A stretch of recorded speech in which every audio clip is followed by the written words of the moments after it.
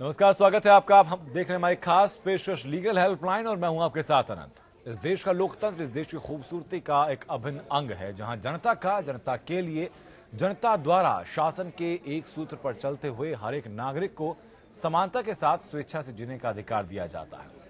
लोकतंत्र की आत्मा संविधान को कहा जाना गलत नहीं होता और इसी संविधान का प्रियम्बल यानी संविधान की प्रस्तावना भी समाज के हर व्यक्ति के लिए समता और न्याय की बात करता है।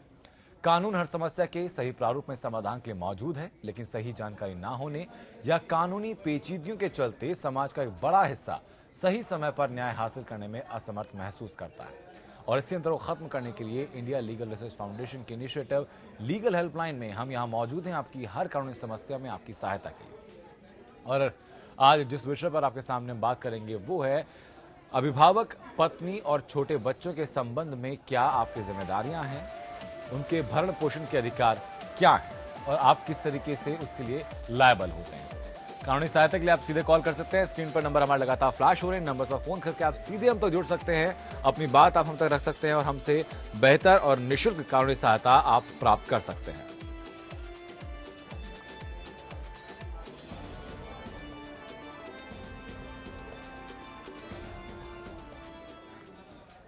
और आज हमारे साथ अधिवक्ता विनोद यादव मौजूद हैं। विनोद जी, स्वागत है आपका। सर, जब हम लोग बात करते हैं कि अभिभावकों के भरण पोषण के अधिकार, बच्चों के भरण पोषण के अधिकार और पत्नी के भरण पोषण के अधिकार, तो इन तीनों में सर्वप्रथम अधिकार किसका आता है? तो कानून में 125 जो सीआरपीसी है हमारी क्रिमिनल प्रोसीजर कोड, तीनों को बराबर के अधिकार दिए गए हैं जी। जो अविवाहित बच्चे हैं और अविवाहित जो लड़कियां हैं, नॉन मैरिड जो लड़कियां हैं, वो किसी भी एज की हैं, और जो माइनर जो मेल चाइल्ड हैं वो, और इसमें जो पेरेंट्स हैं वो अपने बच्चे के खिलाफ, जो लड़का है जो वर्किंग है, अपना भरण पोषण के लिए कोर्ट में अर्जी लगा सकते हैं, फैमिली कोर्ट में जी, पारिवारिक न्यायालय में, कि हमें जो मिनिमम जो भी उनका लाइफ स्टैंडर्ड है कि इतनी अर्निंग मेरे बच्चे की है तो इतना हमें चाहिए, सबका इक्वल शेयर है जी। तो इक्वल शेयर से जो भी उनके हिस्से में आता है वो पारिवारिक न्यायालय हर जिले की बनी हुई है, तो वो डिसाइड करती है उनके फेवर में, जिसे कानूनन मना नहीं किया जा सकता, कोई बच्चा मना नहीं कर सकता। ठीक है, लेकिन सर किन परिस्थितियों में इन तमाम चीज़ों की जरूरत पड़ती है? ये फैमिली में जो डिस्प्यूट है कि अगर कोई भी बच्चा अपने पेरेंट्स की देखभाल नहीं कर रहा है, अपनी पत्नी की देखभाल ठीक ढंग से नहीं कर रहा है, या बच्चों की देखभाल नहीं कर रहा है, जिन्हें मिनिमम जो भरण पोषण के लिए पैसा चाहिए जो कि नहीं मिल पा रहा है अपने परिवार के मुखिया से जी, तो वो कानूनन कोर्ट में आके, पारिवारिक न्यायालय में आके अर्जी लगाते हैं धारा 125 में। ठीक है। सर, सबसे शुरुआत में अगर अभिभावक के रूप में हम लोग बात करते हैं तो हम लोग ये देखते हैं कि कोई भी जो बुजुर्ग दंपति होता है वो अपने बच्चे के नाम, अपने बेटे के नाम अपनी सारी संपत्ति कर देता है, जिसके बाद ये दिक्कतें आनी शुरू होती हैं कि वो भरण पोषण नहीं करता। तो एक बार अगर संपत्ति नाम की जा चुकी है तो ऐसी परिस्थितियां आने पर क्या वो संपत्ति वापस भी ली जा सकती है? हाँ, वो अगर उन्होंने कोई भी जैसे कि गिफ्ट डीड साइन करवाई है, गिफ्ट डीड उनके फेवर में करी है, अपने बच्चों के फेवर में की है, तो उसे कैंसिलेशन का दावा वो डाल सकते हैं इसमें। और दूसरी चीज, भरण पोषण तो उनको मतलब बच्चे को करना ही पड़ेगा उसको, तो कानून में तभी ये प्रोविजन करा गया है कि कोई भी ऐसा बच्चा जो नेग्लेक्ट है, नेग्लिजेंसी दिखाता है अपने पेरेंट्स के खिलाफ या पत्नी के खिलाफ या बच्चों के खिलाफ, तो उन्हें कानूनन अधिकार है कि उन्हें देना ही पड़ेगा। ठीक है, लेकिन सर इसी बीच में अगर हम लोग बच्चों की बात करते हैं तो इसी बीच में जो पत्नी का जो अधिकार है वो भी बीच में आता है। और तो पत्नी का अधिकार एक पति के संपत्ति पर कितना होता है, पहले तो आपसे ये जानना चाहूंगा। पत्नी का अधिकार, सपोज कि अगर उसकी सेल्फ फंड प्रॉपर्टी है पति की, तो पत्नी का पूरा आधे हिस्से का मतलब 50% का अधिकार है उसका। अगर बच्चे उसके बड़े हो चुके हैं तो वो इक्वल शेयर में डिवाइड हो जाता है। सपोज करा जाए कि उसके पेरेंट्स नहीं हैं और एक जो हस्बैंड है उसके 2 बच्चे हैं और पत्नी है, तो 1/4 सभी में डिवाइड होगा वो। जी, ठीक है, लेकिन जो आपने सर बात कही है कि यहाँ पे कि जो माइनर जो चिल्ड्रन हैं, पेरेंट्स हैं और जो अनमैरिड जो महिलाएं हैं घर में, उनकी भरण पोषण की जिम्मेदारी उस व्यक्ति की होती है। तो अगर 50% जो उसका जो कमाया हुआ पार्ट है वो पत्नी के पास चला जाता है, तो बाकी 50% में बाकी चीज़ें कैसे मैनेज होंगी? मैंने इस केस में कहा, अगर उसके पेरेंट्स जिंदा नहीं है, अगर पेरेंट्स है तो वो इक्वल शेयर प्रॉपर्टी में ना होके उनको मेंटेनेंस का राइट मिलेगा। पेरेंट्स को प्रॉपर्टी में शेयर नहीं मिलता। अगर पेरेंट्स की खुद की कोई प्रॉपर्टी थी, उन्होंने अपने बच्चे के फेवर में कर दी है, तो उसे वो कैंसिलेशन के लिए सूट फाइल कर सकते हैं सिविल कोर्ट में। अगर उन्हें लगता है कि हमने गिफ्ट डीड गलत कर दी है और ये मतलब लव एंड अफेक्शन में कर दी थी बट अब बच्चा ठीक नहीं चल रहा है, तो वो कैंसिलेशन का दावा सिविल कोर्ट में, सिविल न्यायालय में फाइल कर सकते हैं। ठीक है, लेकिन अगर अभिभावक की तरफ से कोई ऐसा दावा पेश किया जाता है तो उसका प्रोसीजर क्या होता है?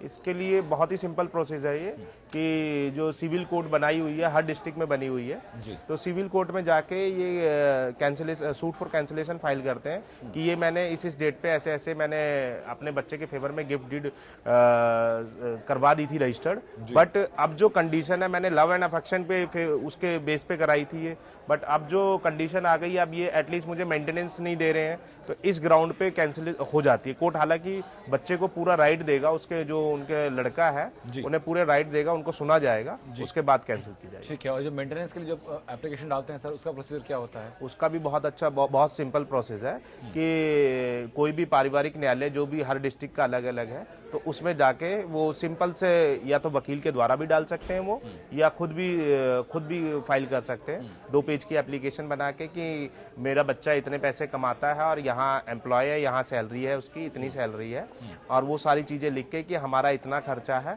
और इतना खर्चा वो दे सकता है आराम से। ठीक है, तो ये सर, फाइल हम चर्चा लगातार जारी रखेंगे। इस वक्त छत्तीसगढ़ से कौशल हमारे दर्शक जुड़ चुके हैं हम तक। कौशल, अपनी बात आप रखें, कैसे आपकी सहायता हम लोग कर सकते हैं?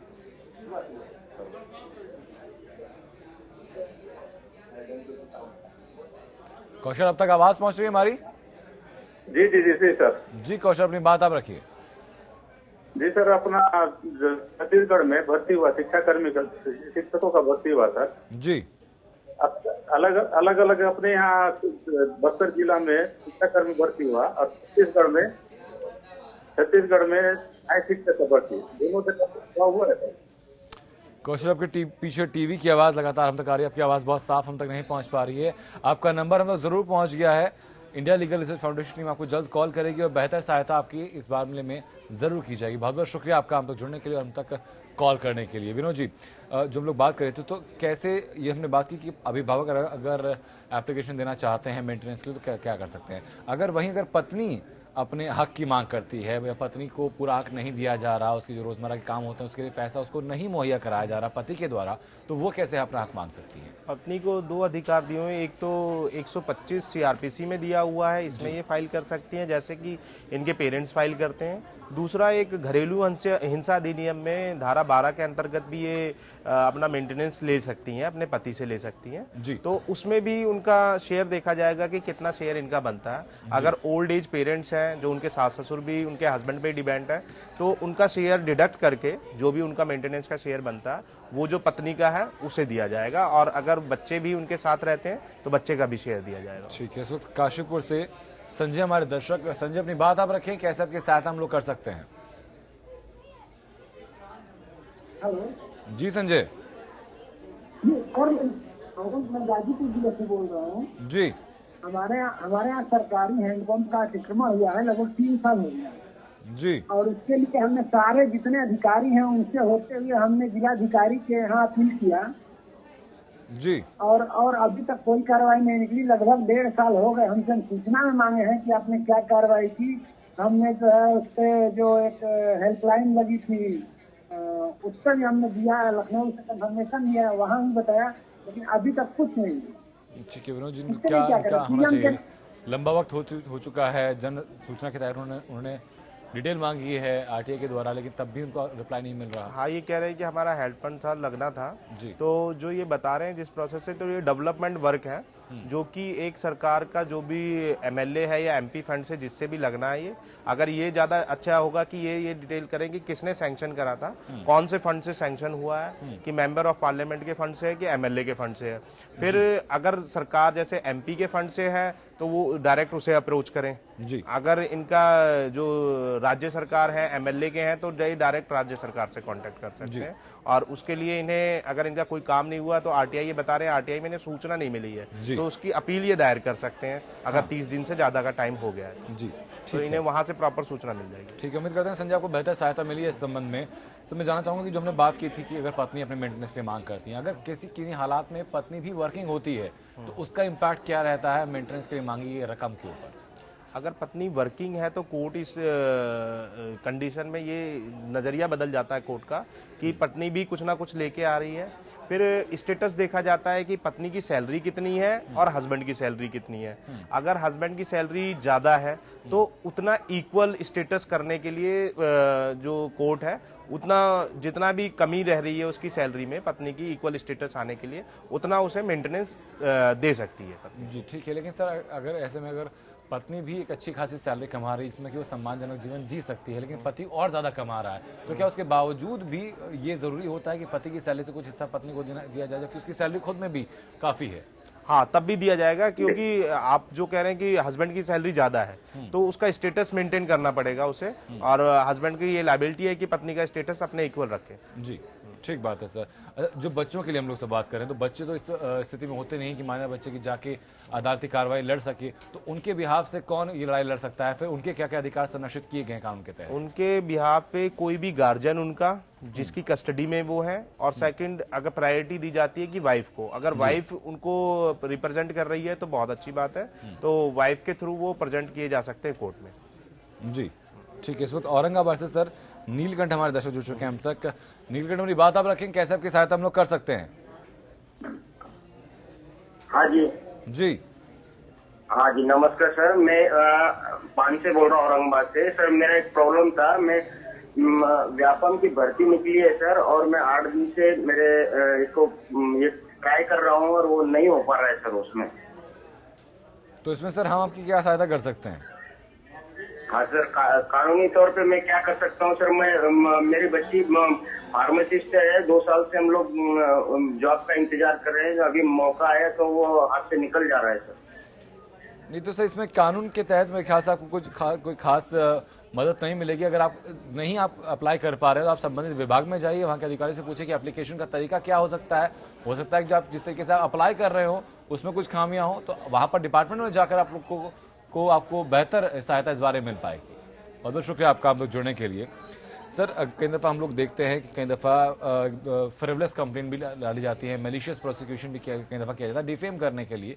तो अगर किसी व्यक्ति के खिलाफ ऐसी चीज़ें भी की जाती हैं तो फिर उसको क्या करना चाहिए? अगर ऐसा कुछ कानून के सामने आता है कि पत्नी ने झूठी कंप्लेंट डाली है या माँ बाप ने झूठी कंप्लेंट डाली है, तो पहले तो उसका जो भी ऑर्डर हुआ है कोर्ट का कि अगर पिटीशन उनकी डिसमिस हो गई है 125 की या डोमेस्टिक वायलेंस की, तो उन्हें सूट फॉर कंपनसेशन है सिविल में कि जितना भी उसका खर्चा हुआ है वो फाइल कर सकते हैं, उनसे रिकवर कर सकते हैं जो भी झूठी कंप्लेंट पत्नी ने या बच्चों ने या किसी ने डाली है, जो भी उन्होंने डाली है। जी। दूसरी चीज की एक डिफेमेशन वर्ड है कि मानहानि का दावा वो क्रिमिनल में डाल सकते हैं। जी मानहानि का केस करना पड़ेगा, इन्हें क्रिमिनल कोर्ट में जाके फाइल कर सकते हैं। ठीक है विनोद जी, एक बहुत आम सवाल जो लोगों का हम तक पहुंचता है वो ये है कि भाई कानून के अधिकार अब हर एक बेटी को भी समान संपत्ति अधिकार दे दिए गए हैं, उसको भी उतना ही शेयर मिलेगा। तो जब समान संपत्ति अधिकार दिए गए हैं तो फिर माँ बाप की जिम्मेदारी एक बेटी की क्यों नहीं होगी अगर वो शादीशुदा भी है तब भी?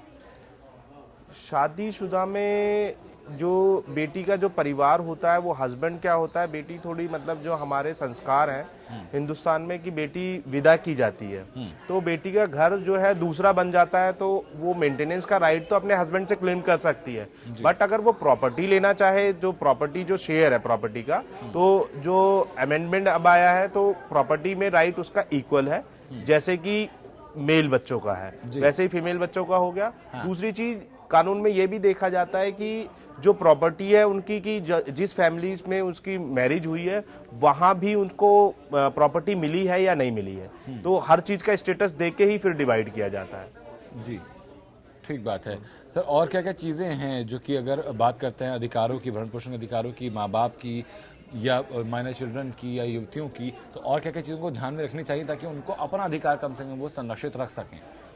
उनको एक चीज़ तो ये कि आजकल होता क्या है कि लोग जहाँ प्राइवेट बिजनेस में इन्वॉल्व हैं तो वहाँ वो कोर्ट में आके ये शो करते हैं कि हमारी इनकम बहुत कम है, तो हम इतना नहीं दे सकते इतना जितना कि ये क्लेम कर रहे हैं मेंटेनेंस। तो उस सिचुएशन में इन्हें ये चाहिए कि उसके सोर्स ऑफ इनकम जितने भी एंटायर सोर्स ऑफ इनकम है वो कोर्ट के सामने प्रेजेंट करें, उनके सबूत के साथ आए वो, ताकि कोर्ट अच्छे डिसीजन दे सके। कभी कभी ऐसा होता है कि वो मिनिमम वेजेस एक्ट लग जाता जाता है। अगर वो भी प्रूफ नहीं कर पाते, माँ बाप या बच्चे या पत्नी नहीं प्रूफ कर पाती कोर्ट में कि हस्बैंड की सैलरी या हमारे माता पिता की सैलरी इतनी है, तो कोर्ट क्या करती है, फिर मिनिमम वेजेस एक्ट के अकॉर्डिंग उनकी जो मेंटेनेंस है वो डिवाइड करती है। ठीक है, इस वक्त सर गाजीपुर से दिलीप हमारे दर्शक। दिलीप, अपनी बात आप रखें, कैसे आपकी सहायता हम लोग कर सकते हैं?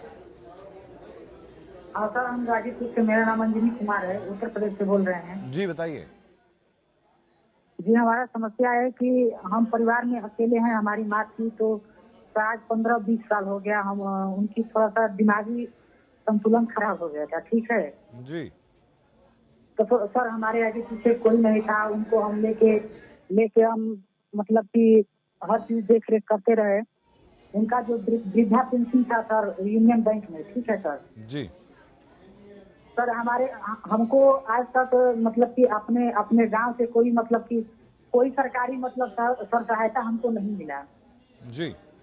अब बहुत दिन से सर हम कोशिश कर रहे थे कि हम आपसे बात हो जाए एक बार। आज तो तो आपको वृद्धा पेंशन कब से नहीं मिली है दिलीप? आपकी जो माँ है उनको वृद्धा पेंशन कब से नहीं मिली? वृद्धा पेंशन आप चाहते हैं ना? नहीं, वृद्धा पेंशन मिल रहा है सर। देखिए ऐसा बात है कि वृद्धा पेंशन उनका मिल रहा था, लेकिन हम ये सोचे थे ना कि जो माँ का पैसा है तो हम माँ के लिए बचा के रखते हैं। हमारा सिद्धांत था सर कि तो उनका फिर पैसा है तो हम फिर आप चाहते क्या है? उनका पैसा अपना चाहते ये है कि हम बहुत कोशिश कर रहे हैं। हम जी माता जी का 13 होली एक दिन होली के ध्यान मिला सर, उनकी देहांत हो गया। ठीक है हाँ। तो उनका जो है 9,262 रुपया सर उनका फंस गया है। हम बहुत कोशिश कर रहे हैं, हमारे पास पर पैसा नहीं है कि 200 दिलीप, आपकी दिक्कत सीधे तौर पर सर, हाँ ठीक है, अब मात्र 200 रुपया है जी।